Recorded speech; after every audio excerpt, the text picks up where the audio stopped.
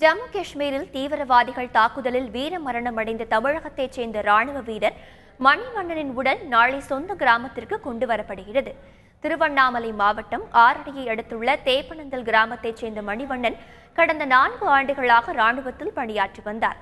6 மாதத்திற்கு முன்னர் சொந்த கிராமத்திற்கு வந்திருந்த அவருக்கு திருமணம் செய்து வைக்க பெற்றோர் திட்டமிட்டிருந்தார்கள்.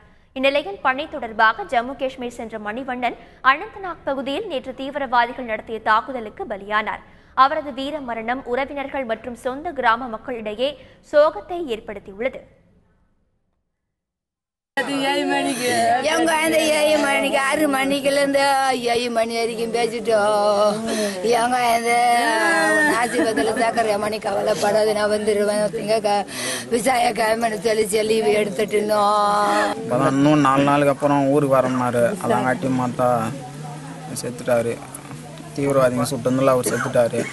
அவருக்கு நாங்கள் கல்யாணம் பண்ண இப்போ பொண்ணு பார்த்துன்னு இருந்தோம். இந்த லீவில் வந்தால் கல்யாணம் பண்ண தந்தோம். அதங்காட்டியும் செத்துட்டாரு.